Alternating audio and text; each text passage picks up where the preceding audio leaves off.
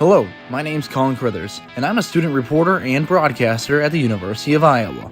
As a journalist, my job is to tell stories, while also balancing everything else going on in my life as a student. But no one tells our stories. So, my goal is to tell the stories of the student journalists, broadcasters, and storytellers all across the country. Let's walk the student beat. Welcome in. Today we are walking the student beat with Aidan Riggs of the University of Cincinnati. Aidan, how are you today? I'm doing great, Colin. How about you? I am pretty good. I know when we're recording this is a little ways out, but when this will be uploaded and posted, it'll be the 4th of July. So this is my Independence Day edition, I guess. So happy 4th to anyone celebrating. But we're here to celebrate you, Aidan, and student journalism. So first, tell me a little bit of your background, the basics about yourself, and some of the journalistic outlets you have worked with. Yeah, so my name's Aidan Riggs. I'm originally from Louisville, Kentucky. I started out back here at St. Xavier High School in Louisville doing some journalism stuff here. Did some stuff with a couple of our local sports teams and a couple of our local celebrities in a way that you could call it, internet stars in a way. Did some with some TikTok people who are pretty famous here.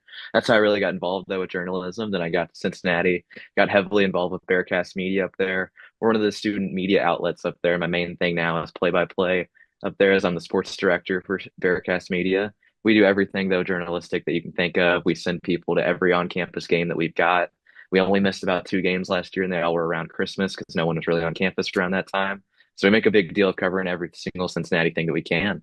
So nowadays too, I'm doing stuff with Louisville City FC, local soccer team here in Louisville, and then I've done some stuff with Racing Louisville as well, the NWSL. So trying to get as much as I can and just having fun with it all. Keep that schedule filled up. Absolutely. I was just telling you a second ago. I like that mindset, keeping my schedule filled with something Oh to do. yeah. But before we talk about some of those things that you just mentioned, I think when like I grow up and everything, and I think back to that, and I'm writing down like the teacher's like, "All right, what do you want to be when you grow up?" I write about 19 different things, and then I eventually now in the journalistic route. So, what was it for you that put you down this path? I had a lot of people that I was connected to that were kind of involved with media in general. I knew a couple people that were heavily involved with sports as well. It was just kind of always a thing in the back of my mind. Once I got to high school and I got to kind of get my hands on it, I was like, "Ooh, this is something I could see myself doing." And then once I got to college, I really got opened up to a bunch of different angles on it. And broadcast was something I'd always been kind of curious about. Once I really got involved with it and tested it out, I was like, "Yeah, this is something I want to continue to do."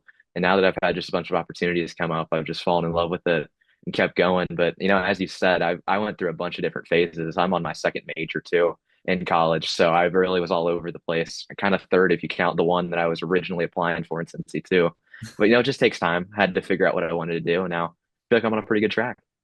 Talk to me about the different majors real quick. Like, what were you originally in for, and what was it that you decided to switch with? Wait till you hear this one that I first started off with. But I originally applied to Cincinnati for neuroscience because I don't know what was in my mind, but I wanted to be a doctor of some kind. And then I got about a month out from school and I was like, yeah, I don't want to take biology for 4 years. So then I ended up switching over to communications, thinking there were so many ways I could take it. And then after about a year in communications, I got in touch with the people in the media production department. And they said, hey, you think we'd be a great fit for what we're trying to do? Because we've got a sports media track that's really starting to build up. I ended up switching over then after my freshman year. And now I just spent my sophomore year in there. Bearcast is involved with media production. The big thing we've got with media production, though, is our direct contact with ESPN Plus on campus. So we've got classes where we've got guys that work everything in the control room. And this past year, we did lacrosse broadcast where we had students broadcasters as well. Everything we did on that was student run. There was some capstones for some seniors as well. So media production is where I'm at now. But as you can see, I took a wild route to get here to where I wanted to be, though. So You've probably touched a lot more corners of campus than a lot of other students have. I keep myself up I, about I have. on one corner, but oh, you've been all around the block. But then you're now sitting with Bearcat Media. So give me a little bit more look at what that is specifically in your role is there. Is it like a class or is it a club? What is it? Yeah, so Bearcast Media is a student organization where we handle everything media you can think of. Our main thing is just getting people in the sports department. We want to give people their first look into whatever sports media they want to do. Our main thing, of course, is sending people to each event we have and doing those radio broadcasts on our YouTube channel. We can do everything from soccer, lacrosse to football to basketball. Anything that's on campus, we're going to be at. We're also going to have a photographer at every single one. And as I said, our main thing is getting people who might not have any experience, get them their first reps they can. Anyone who wants to try out, we're going to get them involved. We had up to around 13 guys call games last year for us. And then we had so many photographers, I couldn't even give you a number because we were getting sending people. If they even had touched a camera before, we were going to get them at a game to get some experience in. So our whole role is just getting people as much reps as they can. We want to build people portfolios so that when jobs might arise that they can get a chance at doing, they have something to give to those employers just to have an idea of what they can do. So that's our main thing. We also do journalism for some stuff too. Guys can come in, they can write about whatever they'd like, whether it's sports or not. Bearcast is very diverse, whatever you can do. We've got a music department. That's actually the main thing of Bearcat since we're the student radio station. We're heavily involved with the music scene in Cincinnati. We've also got video. We can do anything else that you can think of too. So we're heavily involved on campus and anything you can think of. My whole thing is sports though. I'm our main sports guy, sending people to each location for everything. We got to go on the road a couple times last year. Some of the local events they had. We went downtown when they played Dayton at Heritage Bank Center. We went across the river when the basketball team played at NKU. That one was a lot of fun. So we're trying to do more of that this year too. We've got some local games we're going to try and go to. No baseball set to play down here in Louisville again, so I'm very excited for that one. But yeah, so we're heavily involved wherever we can. They have some really good games. I know I still pay attention to a lot of Cincinnati athletics. That Dayton UC basketball game at Heritage Bank Center downtown. That was I a mean, wild one. it was It was a all wild one over for the sure. place. It was a eventful game for the whole story of their basketball season last year was eventful games that weren't high scoring. I mean, they didn't have an amazing offense, but they were entertaining games, and that one was the true example of that. So I felt like there was a million things that happened that first half, and I look at the scoreboard, and it's 2020. Like there was no points scored, but it was as eventful as it could be. That's yeah, like my stepdad's a big Cincinnati fan, and it'd be the exact opposite of Iowa men's basketball. It'd be like a low scoring game for Oh yeah. Cincinnati when I watch with him, and then I go back to like the Iowa games, and it was like no one knew how to play defense. It was just if you the first to reach 100 probably was going to win that game. But I mean, that's the point of student journalism with all the things you mentioned with Bearcast Media is just getting all that as reps and experience. But I know one big thing with you as well is play by play and calling games. So the beauty of like being a broadcaster is I love calling games. Like everyone is different. So from your side of it, what's some unique things about you when you call a game, or what's something that someone doesn't see behind the scenes for when you prepare for it? I think my main thing is emotion. I show a lot of emotion when I'm on the microphone, no matter what I'm calling or what I'm doing. There's going to be some emphasis on what I'm saying. I don't want to be one of the guys who's kind of just casually saying what's happening. I want to immerse yourself in whatever's happening on the field or on the court. I try and get there as early as I can. For basketball games, I'm there at least 2 hours early. I had some football games this year I did for UC, where I was there at least 3.5 hours early. I mean, I was getting there at 8:30, 9 a.m. for noon kickoff just to immerse myself in the game as much as I could. I really just want to portray what's happening on the field more than just saying it. I want people to be able to feel that emotion and what's happening. It's where even there's people who might listen to lost one of my AirPods there listening to the stadium and they can feel that emotion as well. I just want people to think that they're there with the crowd as well. So I think that's one of the things that really stands out with me. Absolutely. Is there a game in specific, like maybe one of your favorites that you called that stands out to you? Oh, this is a tough one. So when it comes to Cincinnati, the one that stands out to me is Arizona State football this past year Mm. because we were one of the only wins that, or one of the only losses that Arizona State had when they came across country for our homecoming game. It was noon kickoff. Me and my fellow sports director Chase Yance were calling that game. And it was homecoming, so there was a homecoming parade that started at 6 a.m. We got up and we went to it to feel all the energy at that parade, and then went straight to Nippert to get ready for the game. We were on the field pregame. We were really close to Cam Scatterby when he was warming up. That was an awesome thing to see before he really got all of his hype going down the Heisman train and everything when he ended up being one of the finalists. But it was just an awesome experience to feel that. Another one, now that I'm doing games with Louisville City and Racing Louisville, Racing Louisville played against Gotham FC about a couple weeks ago, and I got the special chance to do that game. And Gotham is qualified for the Women's World Cup or Women's Club World Cup that's coming up in a couple years. And there were some big name players in that. And it was when I was looking and preparing for that game, they had women that were playing for Real Madrid and Liverpool and Bayern Munich and these huge names in Europe. And I'm like, wow, I'm actually calling a game where players that have played at that high level are now playing. It was just a real moment where I was like, wow, I've kind of made it here to a spot where I really want to be. So that's really cool and stuck with me as well. Absolutely. That sounds like a really good experience. And I mean, we mentioned it, I think, earlier is that you're living down in Louisville as well. You went to Louisville St. X, correct? I did go to Louisville St. Actually played you and Elder a lot of times in Yeah. football too. I don't know if you remember that, but I was gonna say, for those that might be listening, might not understand, I've had this a few times where it's like, all right, I go to Elder High School, and the person I'm talking to went to one of the other GCL schools. You went to a school down in Louisville, but we played each other a lot, especially in football, so still very familiar with each other's schools. But being down in Louisville, you mentioned raising Louisville and Louisville FC. Just want to just talk to me about those experiences. How did you land those, and what's it like getting the call games down there? it's an awesome experience. These are two professional sports teams we've got. Racing Louisville, of course, plays in the top level of women's soccer. Then Louisville City FC plays in the second division of men's soccer in the United States. And it was something that kind of came accidentally to me. It was it was the beginning of last school year. I was posting that I was doing some Cincinnati women's soccer games on the radio. And I posted that I was at a Louisville City game too, just as a fan, just in the stands on Twitter. And I got a message from their communications director on a random, like, I want to say it was like a Tuesday afternoon. They had a game Friday, and he said, "Hey, we're in a kind of a pinch. We don't have a guy to call the game on Friday. Could you come up or come down and call the game real fast just to help us out?" I immediately said yes, didn't even think about it, cleared my schedule, made sure I was going to be there. It was an awesome experience. I loved it. And actually, the day after, I drove back for another noon kickoff. We played Pittsburgh in football. So did a cool back to back with that one. But it was kind of just accidentally. Then they reached out to me again at the beginning of this year and said, "Hey, we're looking for a guy to do a bunch of our games." Again, I immediately said yes. I was not going to hesitate on this. It was such a big opportunity. And now I've kind of gotten to the point where if they're going to give me a game, I'm going to say yes. It's such an amazing opportunity. I can't pass on it. It's one of the special things about being here in Louisville, too, that there is a lot more sports here than people think. I got to do a special thing with the Kentucky Derby about a month or so ago. I was part of their communications team. I was in the winner's circle after each race, and I was talking to the jockeys that might have won and some of the trainers as well. So I got to experience the network with a lot of people in the media landscape. Marty Smith is one that came to mind. Got to talk to him for a good 10 to 15 minutes. But Louisville's a bigger sports place than people realize. Racing Louisville and Louisville City are examples that I'm also wearing this PGA Championship jacket from when it was here in Valhalla last year as well. There's a lot of opportunities, and you just always got to say yes to those. You never know what it's going to take you.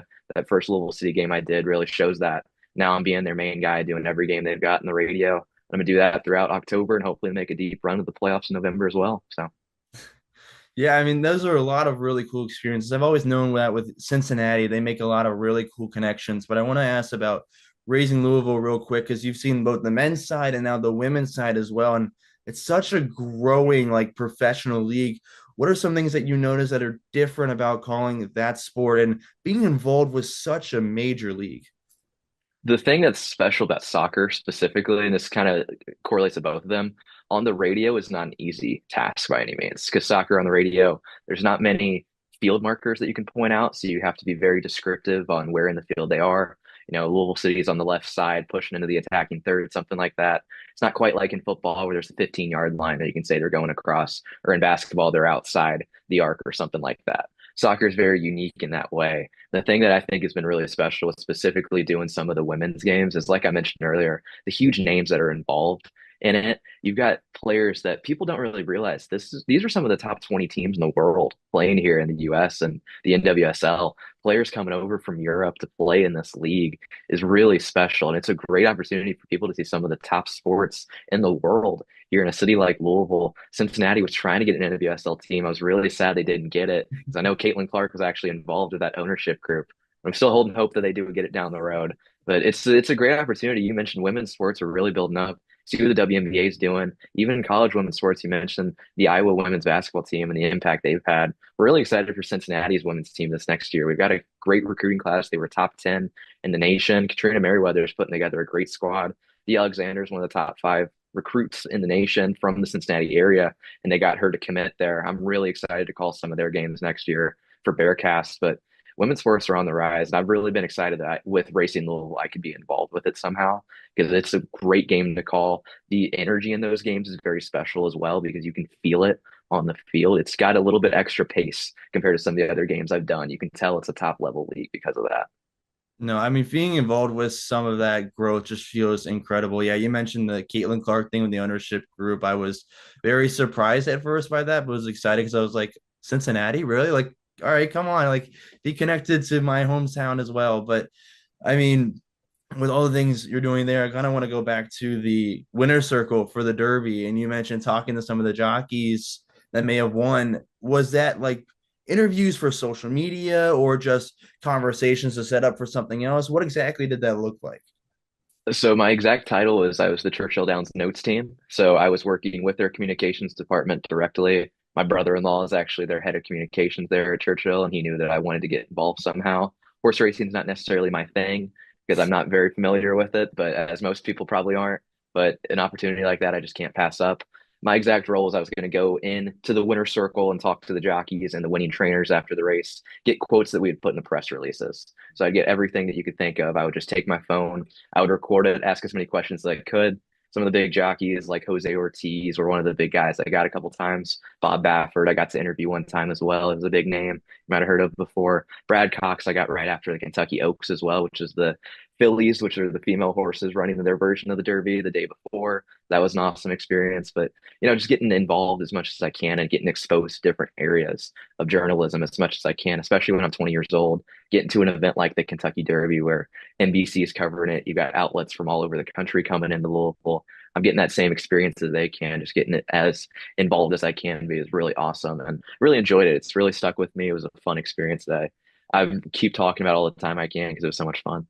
No kidding. I mean, that does sound amazing. And that's the thing with like the experience part, which we're going to stick on for a minute, is like when you look for a job post college, it's nice to have all these different experiences, not just, all right, I'm stuck in the one or two sports, but also how many people get involved with horse racing or the Kentucky Derby. So that's going to really stand out, especially whether it's a resume or just the people in general. It's a really cool experience. But that's the thing I love about it is like it's not just telling the stories, but it's the things you get to do. And it's the stories I get to tell the people outside of what I do specifically. So when you go back and you tell someone some stories about some of the things you've done, what's something funny or something really enjoyable that you remember and typically tell people right off the bat?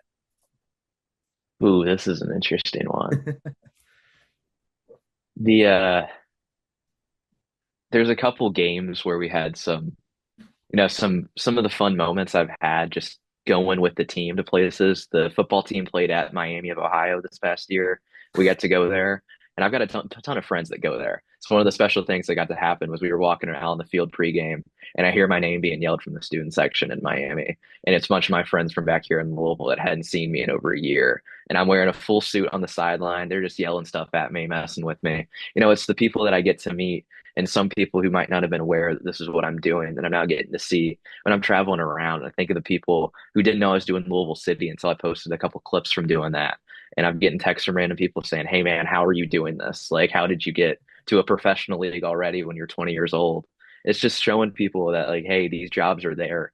And there's other people who I've met now too that want to get involved and didn't realize how easy you can get involved with places like Bearcat at UC, everything that you're doing in Iowa, and just so easy to get involved and get your first foot in the door. And I've also had kids that come actually from St. X that have seen what I'm doing. And I've got a kid that's coming up to Cincinnati because he wants to do the same things that I got involved with.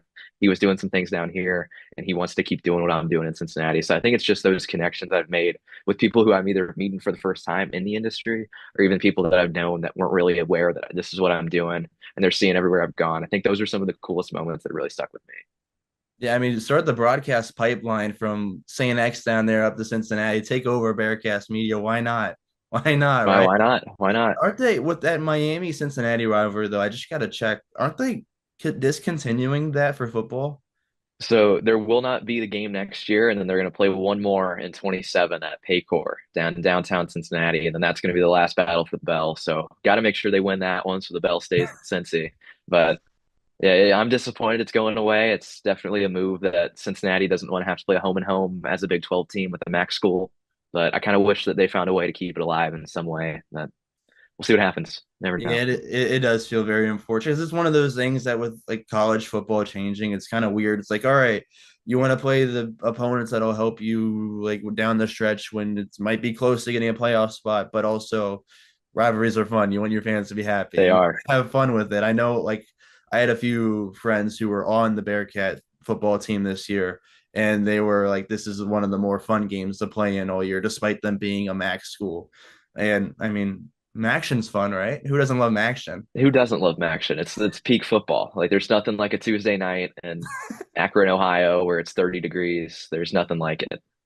It gets me through the week sometimes when I'm sitting there, I'm in the studio and I'm like, I need something to watch. And it's Tuesday night, get some, Toledo versus Bowling Green or something. Exactly. One of my roommates who does some of the games with me, he is a huge Bowling Green fan, and Bowling Green's actually coming to Cincinnati this year to play a non-con game. And I already told him, you're doing that game no matter what. He's going to be on that call just so he can experience some action. So it's a special thing for sure. And I'm just, but you mentioned Miami. I'm really disappointed that that rivalry is going away. The thing that with Cincinnati now being a power conference school, they've gotten some bigger games now on the schedule. And you look at what we're doing to open up the season this year against Nebraska, doing that game in Kansas City. We're going to try our best to get there. We're hoping that we can make the road trip out there to call that game at Arrowhead. But they're trying to beef up their schedule, and I'm hoping that we get some other rivalries. Louisville's the one I hope somehow appears back on the schedule. They brought it back for basketball this coming year. They're going to play downtown, and then here at Louisville next year at Freedom Hall, the old arena for Louisville. So I'm very excited and hope that I can be involved with that one. It's an interesting way to kind of be involved, though, with how Cincy's evolving as a school. You might have saw that new practice facility just open up as well. I'm really excited to get back on Mhm. campus and take a look at that too. So Yeah, that new facility looks incredible. Looks massive too, by the way, from what I've it's seen really so far. it's really impressive that they have a better practice facility than the NFL team in town, which is also pretty funny. But we don't need to talk about that with my Bengals. But No, I I feel like I am. Don't worry, I'm a Bengals fan too. That it unfortunately might not be too hard to have a better practice facility. oh yeah, It's oh very yeah, upsetting. driving past that bubble all the time really proves that true. Uh, Especially when it flooded earlier this year as well. That was yeah, I guess it was at towards the end of the school year when it did, and that was a rough sight to say the least. But No, I missed the floods. I was still up in Iowa during that, which was terrible. But at the same time, to think of like they didn't even always have the bubble. Like, oh no, it was just they were using Cincinnati's bubble at one point too, yeah, and then I wouldn't be surprised if they end up using this facility that the Bearcats have now too. I know it's going to be used by almost all the teams that UC has. They've got batting practice nets that are going to be put up for the baseball team, and then lacrosse is going to use it, and the soccer as well. So it's going to be more than just a football facility, which is nice as well. it is nice to grow all the athletics with moving to the Big 12 from the American Conference. But yeah, I mean that Louisville and Cincinnati rivalry would be amazing to get back up again. You mentioned the Nebraska game to open up the season. I know I can and I'm supposed to be unbiased at all times, but also as an Iowa fan and being from Cincinnati, please beat Nebraska. It's so much, we are big rivals with them up at Iowa, but that'd be a cool game to get out to. I know you mentioned trying to get there, so what about some other places you guys have traveled? Because that's a nice opportunity with student journalism. Where are some cool places you've been able to go and either call a game or write about, or what are some of your favorite travel experiences? Yeah, when it comes to Bearcast, we don't have a ton of funding to go on the road a ton, so we really have to go with the games that are really close. When we think of the ones that we've done specifically, we sent a team to Indiana State when we were in the NIT a couple years ago. My friend Chase and Chris, they got to make the trip out there. At the same time, I was actually down here in Louisville because the baseball team was playing Louisville in a non-con game in the middle of the week, so that was a fun one to do. I mentioned NKU earlier when we went on the road with them, and then we did downtown at Heritage Bank. Not really a road game for us, but still it was out of the campus area, so that was really cool. And of course, it helps having Xavier right next to Cincinnati as well. We play them in almost anything. We went for women's basketball, we went for volleyball, we went for soccer as well. We tried to get for baseball, it ended up being at a very strange time and got delayed, so we weren't able to make the trip for that one. Xavier's baseball field is a very big East baseball field. There's no press box, so we were gonna have to set up our own table. And in the rain, that's not really the best idea to do with that equipment. But still, it's for us, it's all the close games that we can get to. There's some special things with the baseball team too. They do a series at Prasco Park, as you might have heard of, up in Mason, where they play Xavier, Wright State, and I believe Miami of Ohio up there too. We're trying to get to that one next year. We were able to send a photographer there this past year. But it's any game that's close that we can drive to. We're going to try our best. And that's why games like against Louisville, against Miami of Ohio are such a big deal to us. And then we're hoping to get Ohio State at some point in there too. We'd love to make a trip up to Columbus for something, but we'll see what the schedule holds in every single sport. No, I was able to make a trip to Columbus last year when Iowa football was there. It's such an incredible place, and that's the nice thing about Cincinnati. There is a lot of like schools and colleges that are close by, But yeah, Prasco Park is a beautiful place. We were up there last summer. I was calling baseball with the Hamilton Joes. I don't know if you've heard of them. It's a summer I collegiate think I have baseball heard of that team. before. Yeah, Yeah. that's where. So in that league, they play the All-Star game at Prasco Park. So I was up there calling games last summer. But you mentioned the perfect segue with Xavier and the Oh yeah. crosstown shootout. There's no way we can get through this without mentioning that. So I think growing up here, I've seen it from a fan's perspective, and people can see it probably a little bit from a player's perspective. It's just a lot of pure hatred. But from a broadcaster or journalist perspective, how does it change when you're at that game working it? So that's one of the games I'm most looking forward to this upcoming year because we're going to Xavier. It was at Fifth Third this past year on campus. One of the craziest atmospheres I've ever been a part of. I mean, you could feel the energy throughout the entire place. I had a couple of my friends were calling the game, so I was there in the meet, in a kind of press row area with another one of my friends, just watching the game, kind of tweeting things out as we went along. But the feeling of that game is completely different from anything else that you're going to experience. It's the most Louisville in the way that we have a heavy high school rivalry presence with a couple of the schools here. And it's the best way I could describe it is that it felt like we got our big rival Trinity when I was at St. X here, and it felt similar to that. You're seeing these people everywhere you go. You're interacting with them all the time, but you can't stand them for one day a year. And it's whenever you play them, whatever sport you have. I've got friends that go to Xavier. Actually, before I went to Cincinnati, I was kind of pulling for Xavier in the rivalry because I had a cousin that graduated from Xavier, and she really, man, my AirPods do not want to stay in. She really got me involved with Xavier basketball back then. So I was kind of pulling for the Musketeers until I got to Cincinnati. But it's just that feeling of, you see these people all the time, and whether you're just at the grocery store, or they're your friends that you're hanging out with on the weekends. But now there's one game a year, you cannot stand them. You're not going to talk to them all day. And whatever that outcome is, you're not going to let them hear the end of it. It's going to be that way the entire time. And I'm really looking forward to going to Xavier this year and broadcasting that at Centos because that's a beautiful arena. That is a top tier Big East arena. I've got to call some games, some high school games there over Christmas break this past year, and it was an awesome experience. But I'm really looking forward to seeing that place full and just experiencing the energy. They got a new coach too coming in. Of course, Mm. Richard Pitino, who I'm very familiar with Rick Pitino being here in Louisville for a very long time. But I'm really looking forward to that. And then, it's something special to the city of Cincinnati.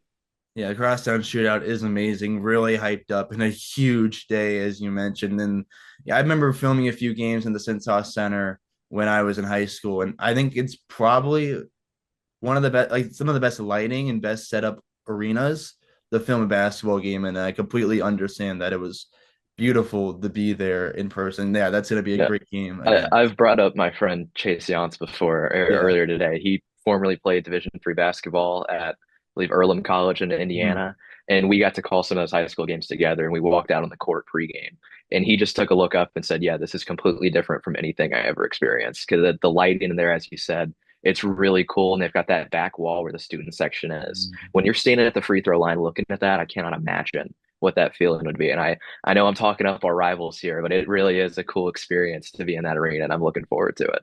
How about that? We'll just keep it. We're talking up their arena, maybe not the rival, right? Maybe we'll just say Yeah, that. there you go, there you Yeah, go. we'll go with that. But I guess now with the idea of what we're doing here is student journalism is something that sometimes people might just look past a few times or think, oh, you're just there for the experience and learning. But where you're doing this right now, you're living through it.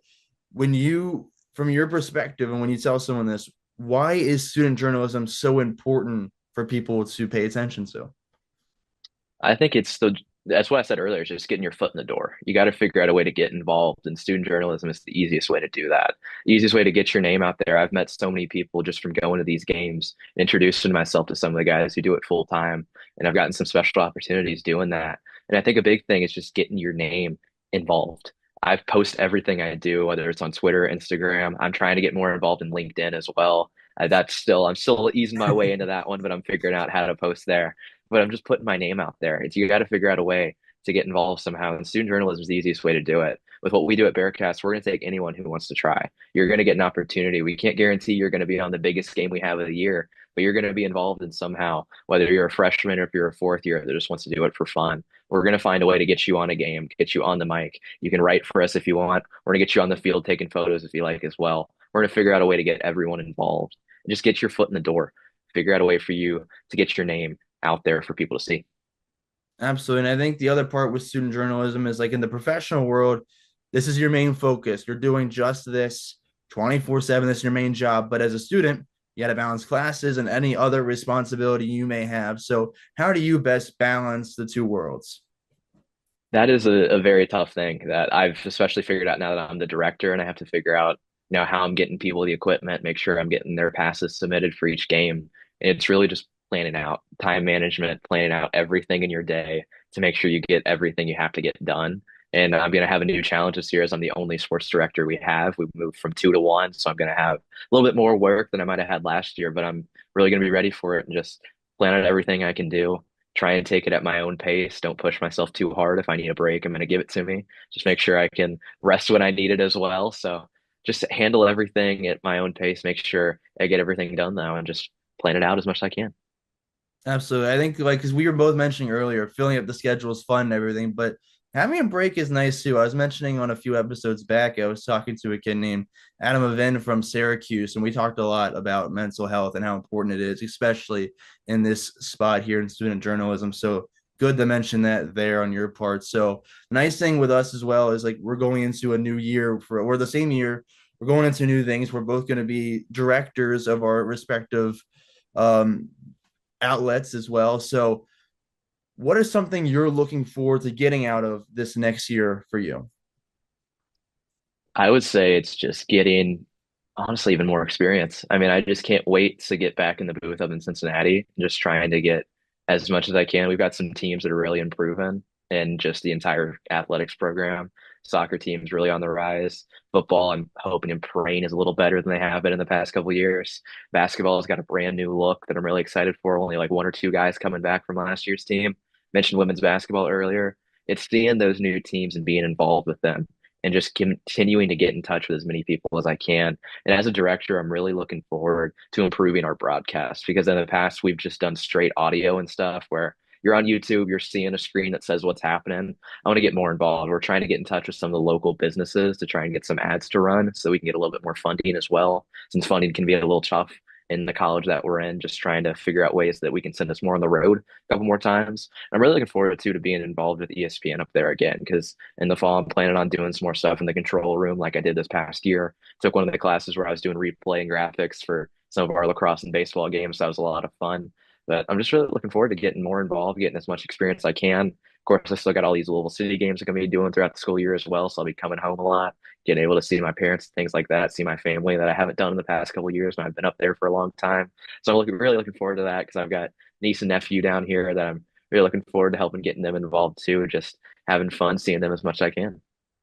Absolutely. It's nice to be able to see everyone and be close to your family. That's a nice thing about this summer for me as well. I'm back home and getting to be with my family a little bit more than I was able to last year. But when we were mentioning your story, and I think a nice part to kind of when you look to kind of tie it all together, and when you look back at things like you mentioned, you switched your major a few times. You're originally looking to be into something else, and you kind of got into it almost this probably a lack of better terms, but almost on a whim of like, oh, I kind of want to try this a little bit. So if you were to go back in time, knowing everything you do now, and tell yourself whether it's going into college or just starting in this industry, what would you tell yourself in that moment? Just take that risk. You got to trust your gut with whatever you feel like you can do. You got to try it. And the thing that I've realized now is that you just can't say no. You got to take whatever opportunity gets thrown at you. That's kind of what happened for me from the jump when I ran in. I remember the story of how I really got on the mic for the first time to do this. I was just walking on our kind of main area of campus, and a guy came up to me and said, "Hey, you look like you like sports. Would you want to talk about them for a while?" And it was one of the current sports director who I'm really good friends with right now. His name's Ethan, and he got me involved in a soccer game. And I'll admit, my first time I did it, I was not very good. I mean, I was trying to figure out what to do the whole time. I didn't prepare ahead of time because I didn't know what I was getting myself into. But I was like, I want to try again. He was like, we'll get you involved again if you want to. Now the rest is history. I haven't turned down an opportunity whenever it comes back to me. Make sure to always say yes because you never know where that's going to lead you to. It's just trusting your gut with whatever you feel like you want to do. Make sure you're having fun too. That's the main thing. I always make sure that every single game I do, even if the team ends up just not doing great that you're pulling for, that you're commentating the game for, you got to make sure that it's entertaining, that you're having fun doing it. Because if you're not having fun doing it, you're doing the wrong thing. Because I've met a lot of people who are in this industry that say, hey, I'm just not having fun doing it anymore, and they want to move to other places to try out other things. And you just got to trust your gut with whatever it's telling you. Figure out a way to enjoy yourself while you're doing it, and don't make it feel like a task that you're doing every day. They say with the job, you got to feel like you're not even working whenever you're doing it. And whenever I'm on the mic, it really doesn't feel like I'm working, especially when I'm doing these games for Louisville City and racing. And even when I'm doing all those games in Cincinnati, have as much fun as I can, make sure I'm enjoying it, and always trust my gut with whatever area I feel like I need to go into at that point. Absolutely. It is a lot of fun what we do, and that's a really good words for yourself. I wish I probably would have heard that more when I was starting as well. It's just go for it pretty much because I was very reserved when I first started as well. So I guess my one last thing here before we go is you mentioned connections are always huge, networking, and well, here's an opportunity for you right here. Go ahead and plug anything you want for people to take a look at after they've listened to this. Yeah, if you want to go to my Twitter, it's going to be at Aidan Riggs underscore. That's AIDANRIGGS underscore. I'm also on Instagram with the same handle. I'm on LinkedIn too at Aidan Riggs. You can find me there. I'm posting stuff regularly on all of them. Try, as I said, trying to get more involved in LinkedIn, but I'm posting on TikTok occasionally, not as much as I probably should be, but I'm trying to get involved over there as well. But yeah, check out everything I've got. Let me know if you got any comments or questions, even concerns. Act like a teacher there with that quote. But yeah, just let me know. And then I'm really excited to meet more people in the industry, try and expand my network as much. I've got a question for you too before you go. I wanted to ask about that bat rack you got behind you. And this is a Oh, very random question I've got because my summer job I'm doing right now, I'm a tour guide at the Louisville Slugger Museum and Factory. So I watch a lot of those mini bats be made. I just want to ask your story about that mini bat rack I because I see actually a ton of them daily. I actually have a few from the Louisville Slugger Museum from when I was a kid. We went down there and I got one with my name on it, but a few of them are just from different places, like different stadiums I've been. So it was really my dad's thing. He was like, we would go to, we're big baseball fans. Oh So yeah. let's say we go to a Reds game.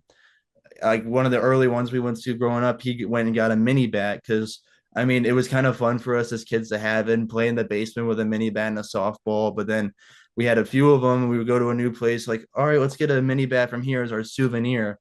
So at this point, it's pretty much if we go to a new like MLB stadium, we're gonna do whatever we can to get any mini bats. So you can see like the blue one there, that's from Dodger Stadium when I went out there. Yep.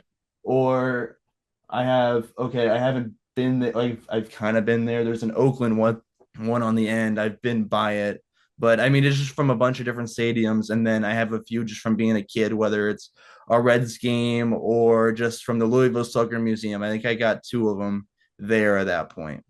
Dude, that's the thing. Me and my dad are very similar. We've got the baseball passport. Don't know if you ever heard about that, Oh, where you can go yeah. to I every love single those. stadium and get them stamped. But I actually got one when I was working at Slugger about 2 weeks or 2 years ago. Mhm. And we've gone to five or six stadiums ever since. Dodger and Oakland was actually one of them. We did a West Coast road trip where we went there and went to San Francisco.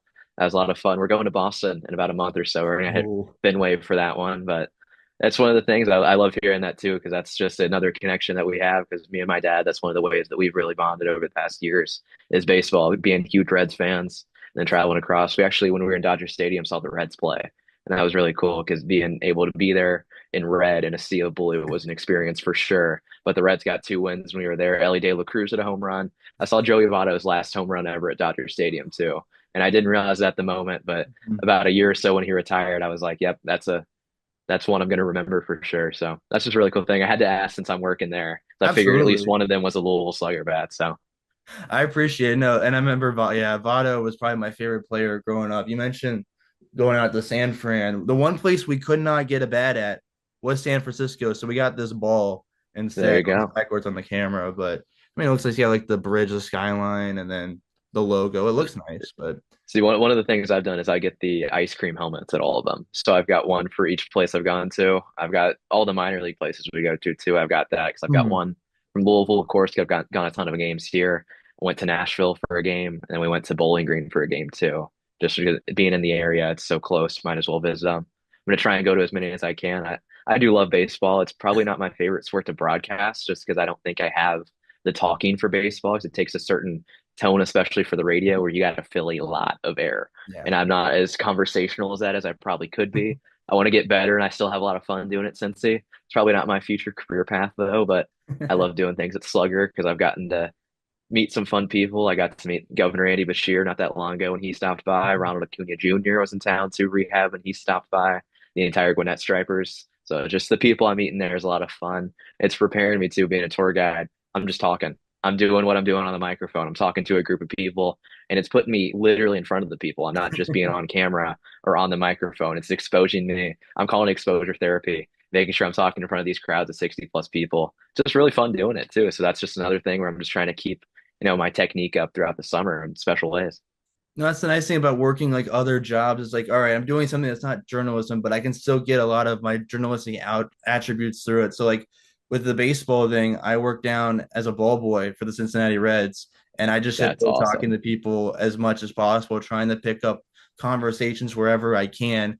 Just because one, it kind of keeps the game moving for me, it keeps it nice to like get the fans involved as well. But I mean, you mentioned the mini ice cream helmets. One, minor league games are always fun. I love going to them. I haven't been to a Oh yeah. Bats game. I'm sure that's a lot of fun. But my brother and I, when we were kids, we wouldn't get them from stadiums, but we would go to like Grader's Ice Cream, which is huge in Cincinnati, and they Oh would have yeah. them. So It's we'd huge look in up Louisville too. there.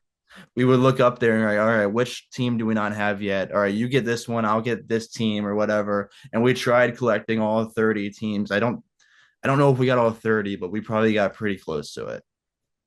The In San Francisco, they actually didn't have the ice cream when I was there, so I had to get garlic fries and a helmet, which was a different version of that. But I did still get the helmet. They were really good, and they were apparently the iconic food of Oracle Park. But that was you mentioned just talking to people. That's one of my favorite things about doing this now. And I mentioned earlier just meeting new people in the industry. Now that I'm working at Sluggards too, I'm getting to meet people from all over the country that travel in to go to the museum. And just hearing some of the stories of the people, it's really cool. I mean, I talked about the mini bat and how you said your dad had one when he was younger. I had someone come in and said, "Hey, I got a mini bat back in the 60s at the Pirate Stadium." We actually had the model of what that mini bat was, and he saw it and he kind of brought him to tears. So it's just a cool experience to see some of those people leave that lasting impact.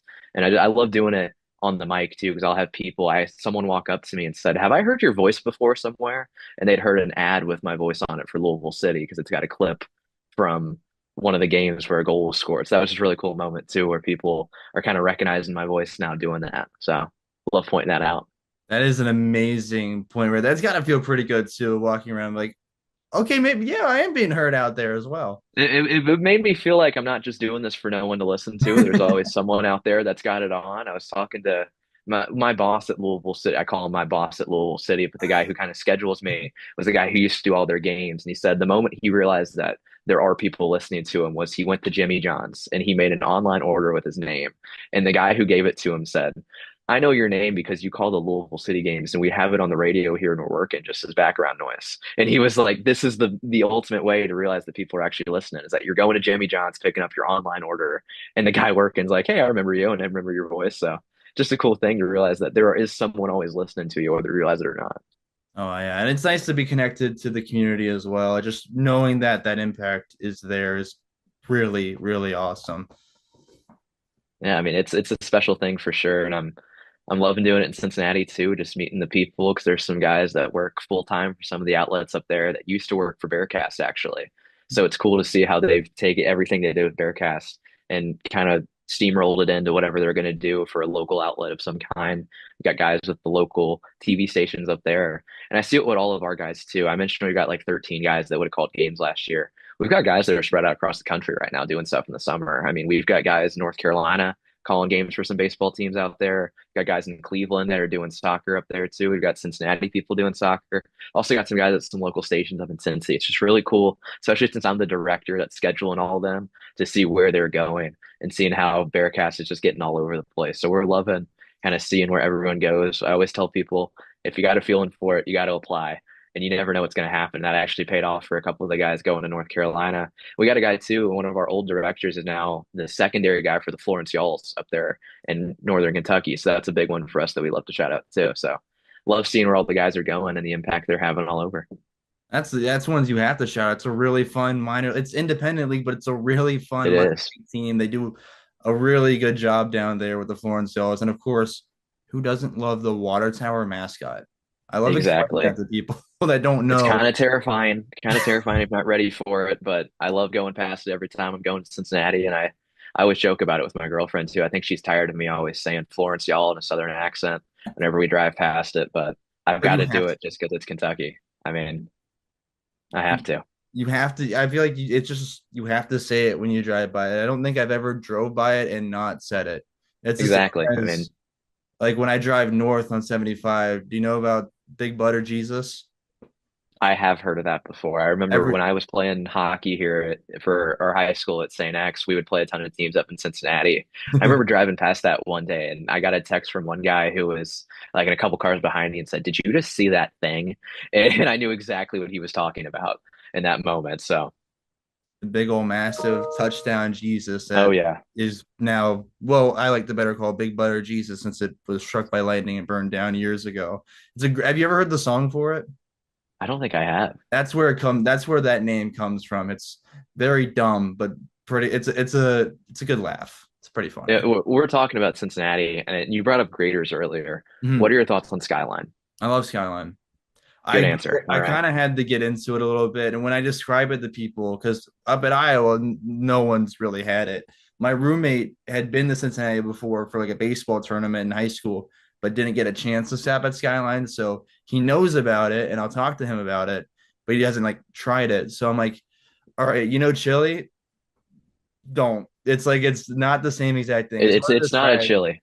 No, It's its own thing. It's more of like the way I've described it is kind of like a meat sauce in a way yeah, for the spaghetti. But do you have it? What's your order? Is another question. I'm a coney guy. All right. My typical is about 2 to 3 conies and a thing of cheese fries.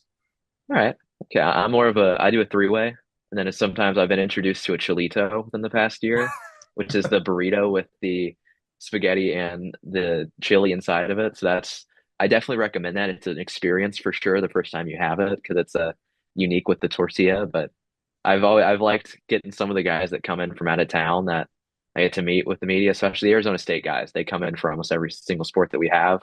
A couple they don't talk to have been like, "Hey, have you tried Skyline?" And they go to it after the game, and I'll get a text after saying they either loved it or they hated it. There's really no in between. There's going to be one or the other, but there's also happened with some of the athletes too, because we get to go to the Mhm. post game press conferences, and depending on the outcome, there was a couple. I think it was one of the women's teams that came into town. I want to say it was Iowa State. They had it planned out where after the game, win or lose, they were going to Skyline.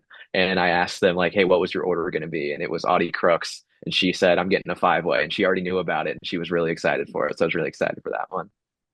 Yeah, I mean, I guess I hope they enjoyed it. I always say they can have their skyline too. There you Yeah. go. No, I Forgot love. about that rivalry. Oh, of course. I mean, someone the other day was asking me, he's like, "Do you guys think you're pretty good rivals with Iowa State?" And I was like, "Yeah, maybe a little bit." I mean, I it's feel like probably number one. it is a rivalry, but do you guys play in football every year? I can't remember whether or not you did. I Yeah, we think you did, play yeah. each other in football every single year. When we think of this past year's game, it was at Iowa. And well, I'll go ahead and just say it. Iowa lost on a last second field goal. I do remember this now that I think Oh about it. yeah. And I See, was my whole everything with Iowa football that I think about, I just think about punts because I love Big Ten West football. And I think of the guys in the stands that had punts shirts on and they were just cheering every time it was a fourth down. it's legit. But I am actually a Kentucky fan here in Louisville. I know that sounds Hmm. crazy, but there's a lot more of us than you think. But we would have played Iowa in it was a bowl game back in either Mhm. 2019 or something. I want to say it was Tax Slayer Bowl. And I remember that game because it was I want to say it was the Benny Snell year when he set the record at Kentucky. And Benny Snell, of course, he went to the Steelers and he didn't really do much. I think he's now a rapper. Like he's out of the league and he's just doing rap. But it was one of the most memorable games I have because it was the most bowl game ever. You got two random state schools going up against each other. And it was a memorable one for sure. But The punt thing is legit. I mean, it's like when you're in the stadium, you could hear it no matter where you're at in the Big Ten West, but mostly at Iowa, is that there are cheers when the special teams come out onto the field, like literal excitement to see the punt team out there or like the kickoff team or something of sorts. Like when we're going for a field goal, people are ecstatic because it's not the offense. the special team school. I It mean, is a that's the special best way to put it. I mean, it's unique in that way, and it's memorable. I apologize for some of those offenses you had to watch throughout the past couple of years, but hey, I mean, they're a fun team defensively. Cooper DeJean, got to bring him up with the yeah. legend that he was. But I mean, We've lived not through much else I can say about Iowa football. I mean, no. it's It's a You special summed team for you sure. summed it up perfectly. When people are like, "Oh, like the outside view, you only see so much." Like, "Oh, all I really know is like the defense," and I'm like, "Nope." You summed it up pretty much as everyone who watches it each week does. You know everything about Iowa football at this point. It's the special teams, it's the defense, and you don't talk about the offense much, but Go. They're supposed to improve that offense this year. They're the only program in college football right now running the Kyle Shanahan offense. Like they're really, trying it new. It's going to be the second year of it, and they're getting like I don't know if you've seen this at all, but they got a quarterback transfer from South Dakota State who's supposed to be pretty good. I feel like I So do if they have remember seeing any that year to be, somewhere. yeah, they have any year to be decent at least in off on the offensive side of the ball. This would probably be the year, but at the same time, it's Iowa and it's offense. They don't mesh well, so I'm not holding my hopes up very high yet. You asked me this question earlier. Do you have a favorite game that you called just in general, whether it's Iowa or anything else you've done? Oh, one of my favorites. I think two of them because the nice part is I can keep this general. I was once back at Elder talking to a class there because after I left 2 years late, like I guess this past year was their first year, they had a broadcasting class. So I Yeah. never been a part of it. But I went back to talk to him, and some kid asked, but for Big Ten Plus specifically. So I was like, oh, because you only get so many games. So now I can mention on the radio, one of my favorites was Iowa men's basketball played Northwestern for the Big Ten season opener this past year. And we won off a buzzer beater. Josh Dix was one of our best players past year, shooting guard, and we were up all I was up all game, and they blew the leads to Northwestern pretty bad, and Northwestern's leading for the majority of the back half of the second, and it was about zero point 0.8 seconds on the clock after Iowa called a timeout, couldn't get anything offensively, catch and shoot from deep, like Caitlin Clark range. Josh Dix fires it away, and I didn't have much prepared for it. I just went for it with the moment and got the call, the buzzer beater there. That was probably one of my favorites I've called. Another one I would say was the season opener for men's basketball was, and I mentioned that because I got the call with a guy named Jeff Settles, who was a former player at Iowa. So he comes back and helps out as a color commentator. So getting the call with him when a professional was a really cool experience. That's one of the special things I've got to do with both Louisville City and Racing Louisville. So I've gotten some former players for both. Whether I've got my main color woman for Louisville City used to play for the University of Louisville, and the stuff that she knows is outrageous. And another guy that I got to do with it was a former Louisville City player, and he's got these crazy stories from when he was in the league. And just to hear some of the things that he has to say, and to hear the way that they look at the game compared to the average fan, because this guy, when they're at halftime, he's like, oh yeah, they got to change that defensive scheme. They've got to move him over here and they've got to send him up the wing. And I'm like, how is your brain thinking that? Like how do you think that while you're watching this? But it's just really impressive because I mentioned Chase a couple times. I'll bring him up again, how he played D3. When I'm doing basketball games with him, the way that he sees it is completely different from how another fan's going to do it. Or another guy like me who doesn't have that experience at that same level. Only thing that I could do it with would maybe be hockey since I played there. But even then, I was a goalie, so like I wasn't out on the that end of the ice to be able to see how that was working.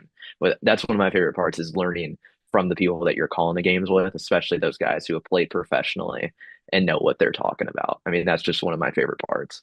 Oh, it makes those broadcasts feel so, I don't want to say seamless, but it is really, really smooth. And Yeah, they oh, I flow love it so when, perfectly. oh, I I know. mean, And it's the pacing's amazing. great.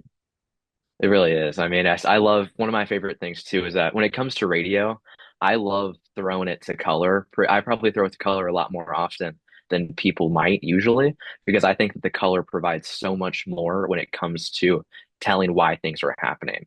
Me as play-by-play, I'm going to tell you what's happening in that moment, but then color is going to explain why they're doing that and what they're looking for in that moment. I love that aspect of especially radio. TV has it too. You can do a little bit more with TV when you have replays and stuff like that, when they can break it down a little bit more. But I've talked to people about that. I'm like, hey, if you're my color, I'm probably going to throw it to you a little bit more just because I love you explaining why things are happening and maybe giving an idea of what's going through that player or that coach's mind. I think that's a really special thing that it's something that I might do a little bit more than the average person. You brought up earlier something that might stand out for me. I think that's one of those as well, along with that emotion and energy, just being able to bounce really well off the color person I have. Yeah, I think that's a nice. I like even just listening is hearing some explanation. So that's a really cool part of your broadcast. And I mean, from what we do up at Iowa, I'll do a lot of play-by-play, but I'll also do a lot of color for all the sports as well. So one, it's kind of fun. I'm thinking, all right, what would I explain in this moment? What am I seeing out there? But also, when I then go do play-by-play, I understand better. All right, what is the better spot to throw to color? When do they need a moment? When should I let them breathe and everything? So it's nice to see both sides of it, as well as, I mean, you mentioned doing production work with ESPN Plus. It's nice to on a broadcast. All right, I know how to call a game, but I also know what's going on behind the scenes and what they're looking at for this side of the broadcast of what they want to work in now.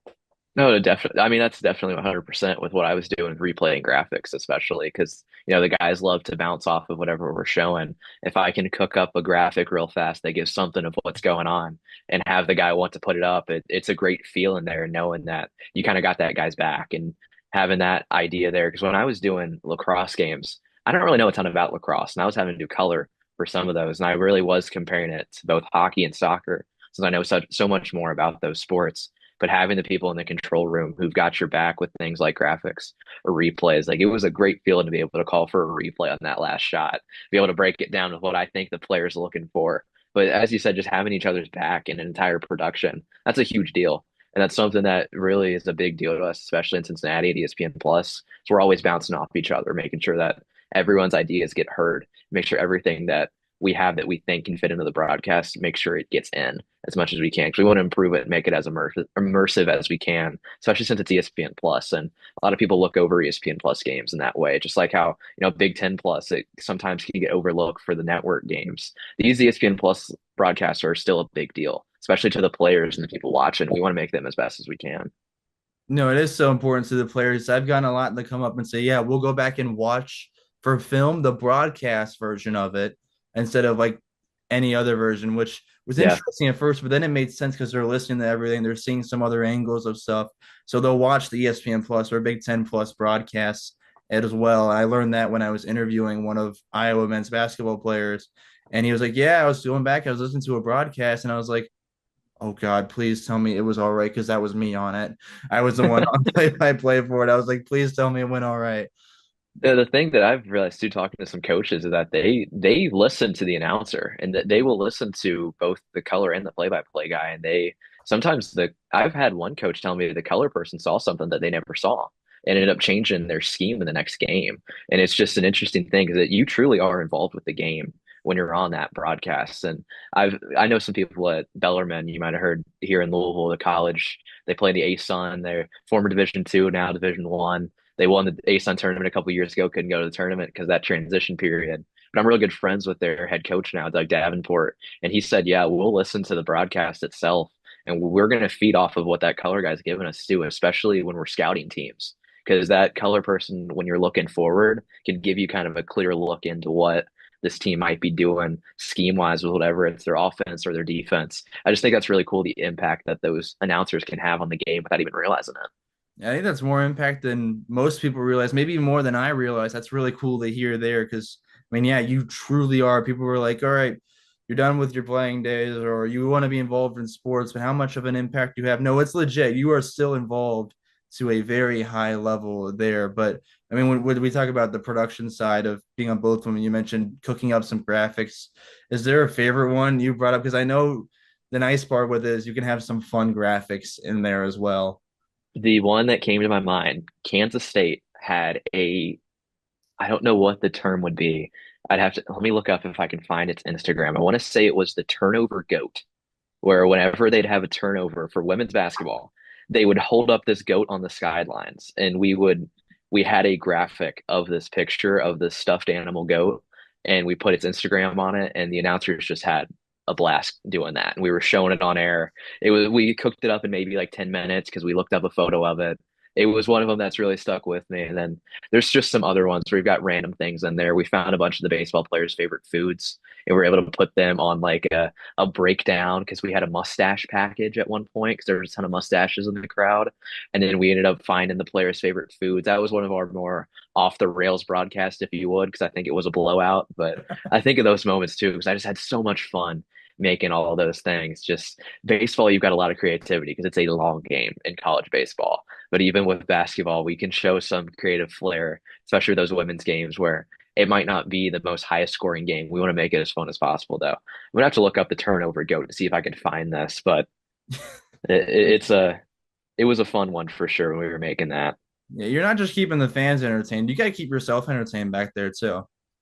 Oh, yeah, exactly. I mean, you got to have fun with it. I've said that a couple times, but you got to have fun. I got to find this turnover go. I That can't was not remember what if I it was was. expecting. It might have honestly been the kill goat because in a kill, of course, when you get three straight stops on Mhm. defense, that's a kill. I know that it was a big deal for Xavier basketball actually in the past. They put that stat on the scoreboard in the end zone underneath or above the student section. I want to say it might have been that. I can't remember specifically though, but it was a fun one for sure to see a goat just sitting on the sidelines. But I always just think of what was it? I got a friend that from Elder that went to Ball State and he was doing graphics once. That's why I always think about it. It was a graphic about one of their players' like height, and they just compared it to like the most random people they could think of. Like it was like, all right, here's this baseball player, here's this WWE wrestler, here's this act. I don't know. It was like a bunch of random stuff. And then they also did like a mustache thing as well. I'm like, all right, this mustache looks similar to this actor or something like that. And I was like, I don't know what we're doing, but it's pretty funny. I think it got onto some bigger like Twitter pages as like because it was early off season, like early non-conference games. So it was like you just got to fill space anywhere. there's one clip specifically of from the baseball season that I remember, and it was a mess up that we had in the control room, but it was one of the best plays we had all season.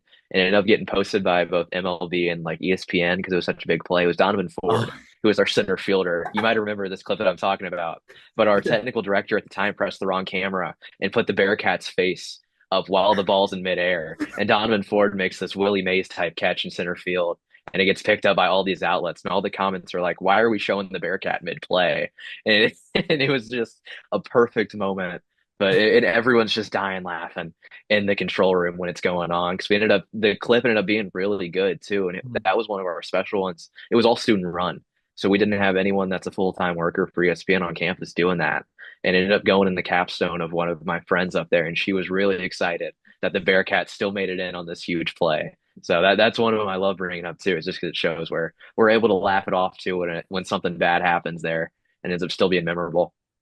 I remember seeing that. It's amazing because like the Bearcat pops up for maybe half a second and he's like Oh shaking yeah, his head, but you still see the play. And that oh play yeah. They was it almost yeah. seemed in perfectly in a way where Mhm. it still was a mess up, but they were able to recover immediately.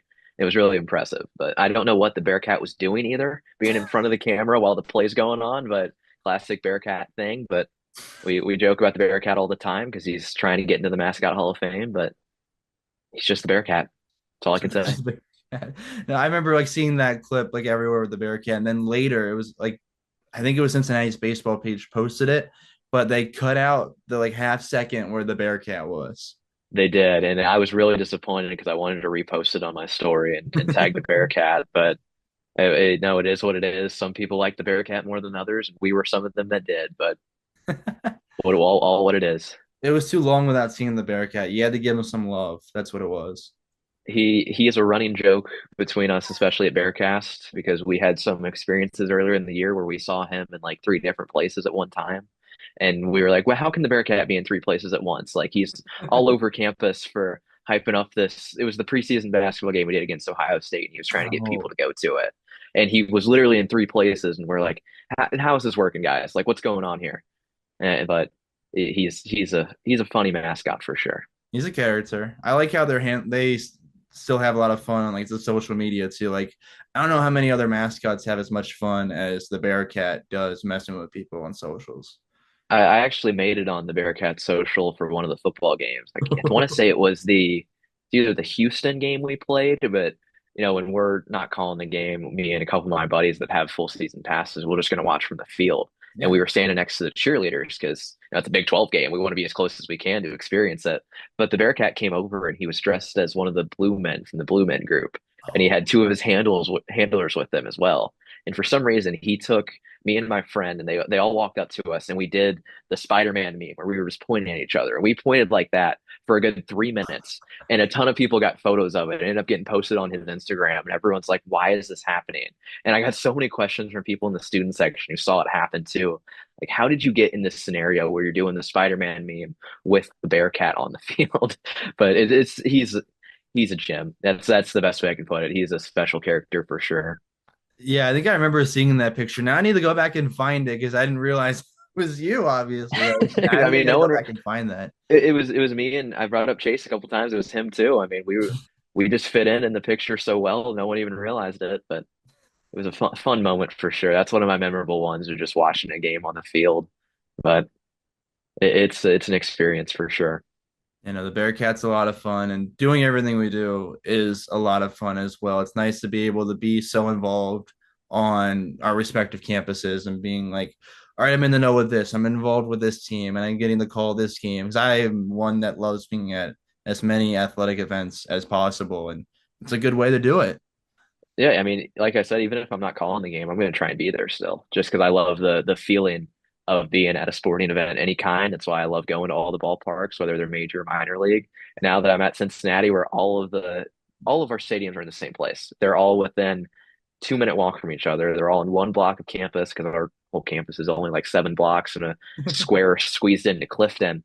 But that's the really cool part, is that you've got football, lacrosse, you got soccer, you got baseball, and then you got basketball and volleyball right there. They're all in the exact same spot. Even tennis is squeezed in there. No one really realizes that tennis is there.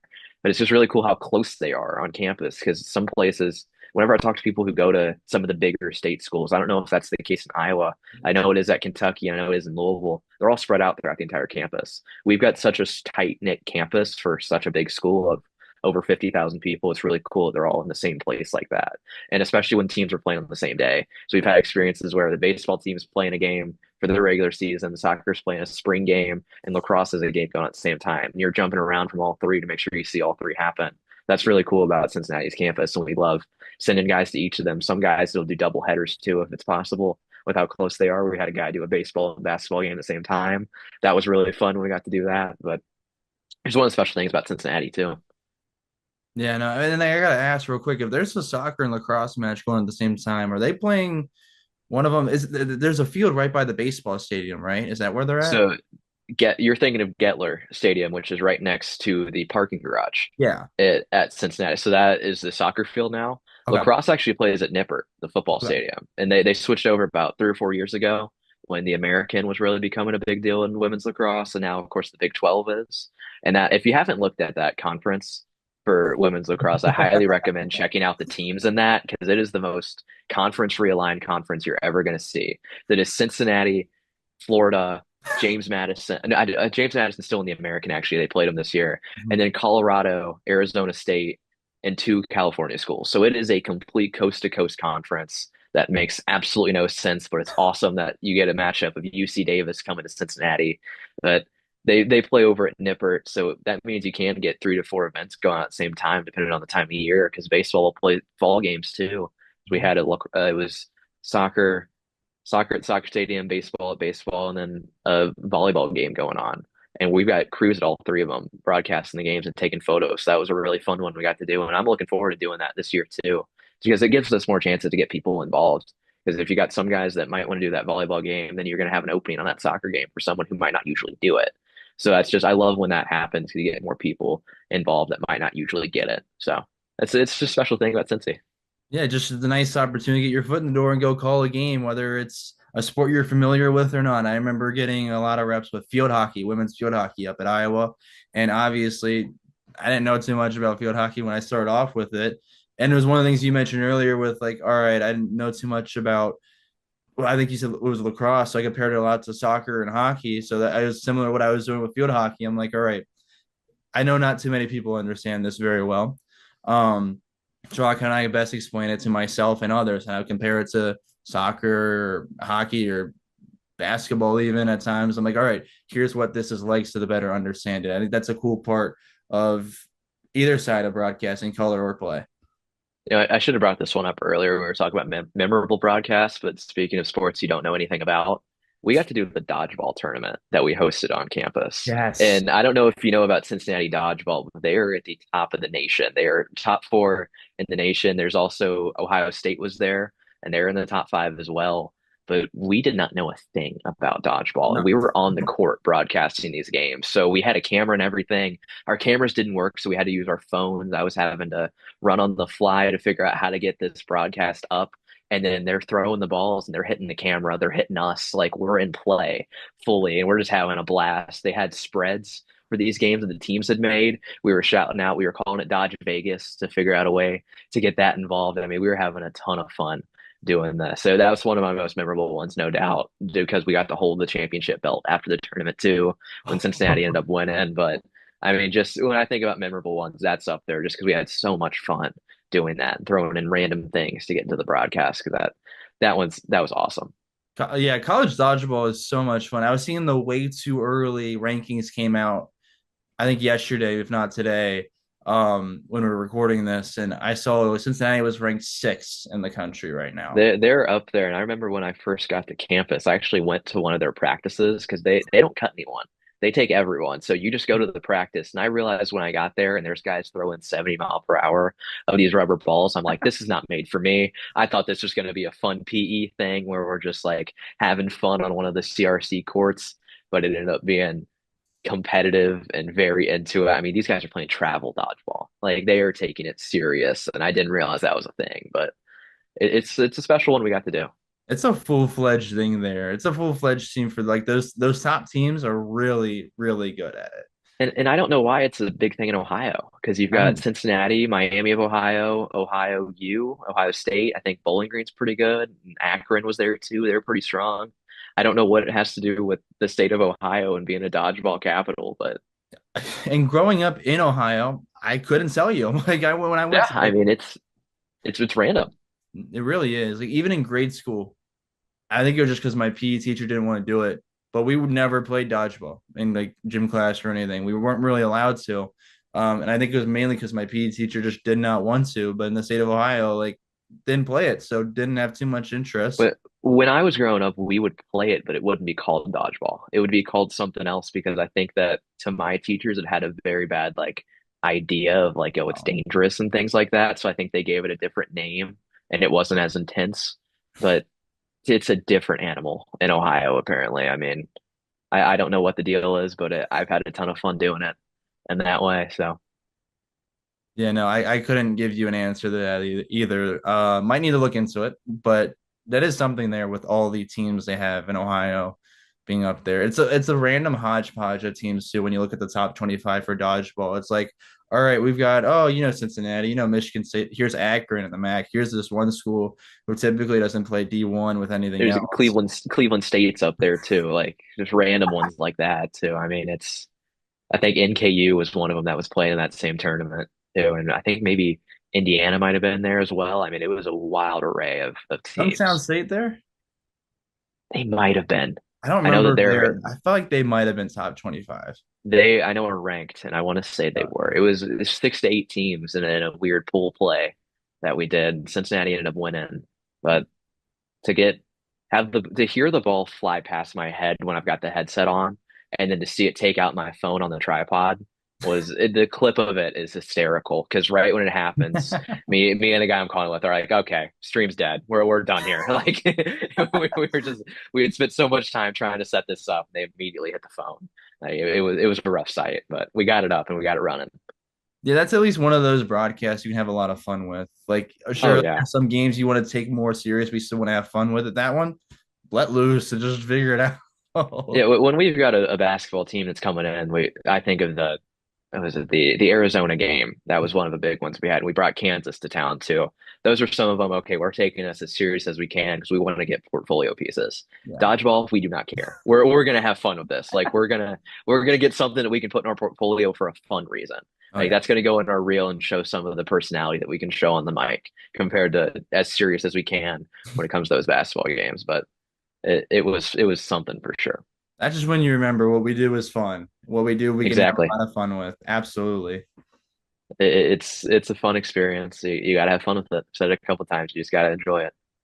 Absolutely. That's what I like about being able to be involved with so many different sports. Maybe not dodgeball. I've heard rumors and seen some things that they might be trying to start dodgeball up at Iowa, but will not be anywhere close as the Ohio dodgeball teams of the world anytime soon. I'm really hoping we get to broadcast that tournament again next year. It sounds like the text I got the other day sounded like we're leaning towards it with who our guy is. So we'll keep an eye out for that one when it happens. Hopefully our stream is a little bit cleaner than it was last year, but we'll see. What about what time of the year is that again? Because I think now I need to schedule in watching dodgeball It at it that would have point. happened, I believe in October. It was the same day. Perfect. The fact I remember this is crazy, but it was the same day that Kentucky beat Ole Miss in football this past year because Yes. Kentucky should not have beat that game or won that game. But I was sitting there and I gave the headset to someone else because I was trying to watch it on my computer when I heard that they had the lead in the fourth quarter. And I remember just freaking out on the sidelines, like, "Oh my God, Kentucky just got a top 25 win. We're not going to win another game this year, but that's okay."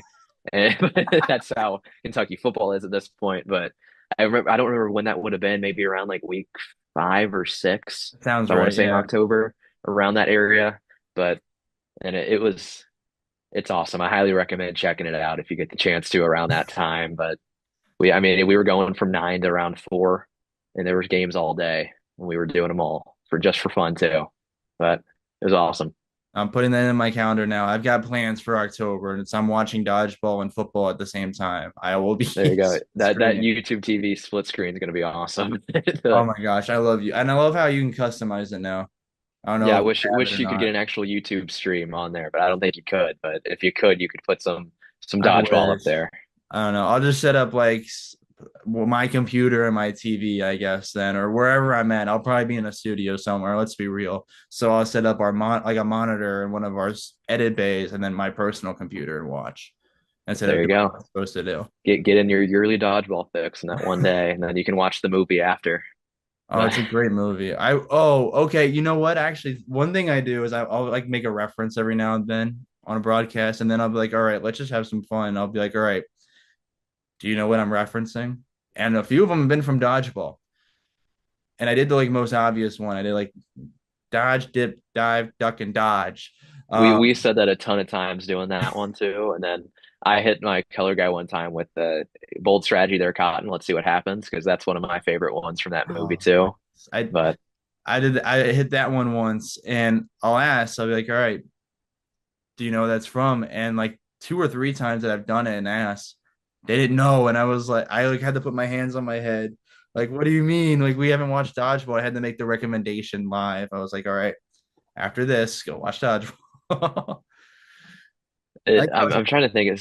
We do the same thing where I'll throw in some random ones, especially on some of the not as high level broadcasts. If we're doing a non-conference women's basketball game, like I think it was Western Carolina was one of the teams we were playing. Like it was a true non-con game, and I threw some type of reference in there, and whoever my color person was just lost it because it was so funny. Can't remember what it was specifically, but I remember because it was one of the only games that she ended up doing for us because she tried it out just to see what she was doing, and she just thought it was hysterical. And she took the headset off because she was laughing so hard. But That's and I awesome. mean, some of those are awesome though when you get them and they're really hit. Oh, But I think one of them that I kind of broke on. It wasn't me making the reference. It was one that I missed. Actually, it was I was calling with my one of my best friends, Brady Barron, up at Iowa, and he made a reference to John Gruden, and I didn't realize what he was saying at first. I was like, sure, and just went on with it because I was doing play by play. I was just like, I don't know what to say. But what I realized, it wasn't from his show, it was from like a TikTok or something. So I had not a clue. And I was like, well, there's why. And at that point I like had to take a moment to laugh and then get back into the groove of things. But that's one that I missed. I don't remember exactly what he said, but I remember it was from Gruden. that's just perfect to be John Gruden of all people too, It would be, yeah. As much with I probably everything wouldn't he's understand doing. many references from him, but Man, with everything he's doing, that's just perfect. no, it was a nice way to get me there on something. Then after I got him on a few things as well, but I have probably taken plenty of your time. I appreciate you talking to me, and you have been incredible. Oh, I guess I got to say with the crosstown shootout, if you ever need a student manager to talk to, one of my best friends, Robbie Matthews, shout out to him. He's a student manager for the men's basketball team, but I also have to shout him out because he grew up a Xavier basketball fan. So now he's on the opposite side of the rivalry. So I got to, You'll have to tell him to look out for me then at all these games too. We'll have I will. to figure out that the student manager games are some of my favorite ones too, because I I always love whenever managers play against each other there, just whether whatever school it is. There's some big rivalries that come out in that. I think Cincinnati actually won this year in Mhm. their matchup against them because we did go 3-0. We won the manager games, won the men and the women, and that was a huge deal because we hadn't done that in years. As you know, the men's team hadn't won in forever against the Mhm. Musketeers, but those I'll have to look out for them. We'll have to we want to cover that game if we could. That would be a really cool one to get involved with. I'll let him know. He'll be very down for that because he was involved in broadcast stuff with me when we were in high school as well. We were both behind the scenes always, but he would probably love that as well. So I'll If let he him could know. if he could get us involved, we'll do it. I mean, we've got a crew that could do it, and we could set up some cameras and get this thing rolling. And that'd be such a great game. I mean, the manager games are a lot of fun. So that would probably be one of the more fun ones like dodgeball for you to get the call. Oh, exactly. I mean, that's any of those obscure things that we can do just to add it to our portfolio to say we did it would be an awesome one. The more the merrier, right? Exactly. The more you can get, better you're going to get.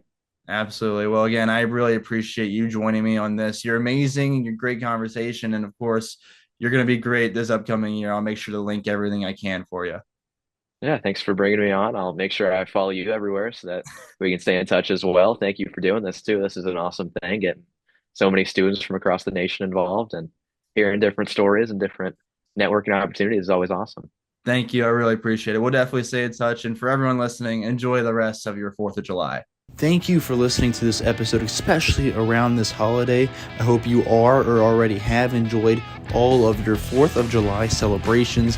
Aidan is going to be the voice to listen out for all of Cincinnati sports, whether it's from football and basketball to soccer and, of course, college dodgeball. If you want to stay up to date with all upcoming episodes of The Student Beat, follow me on Twitter at C_Carithers33. We just walked the Student Beat. I'll see you next week for a brand new episode.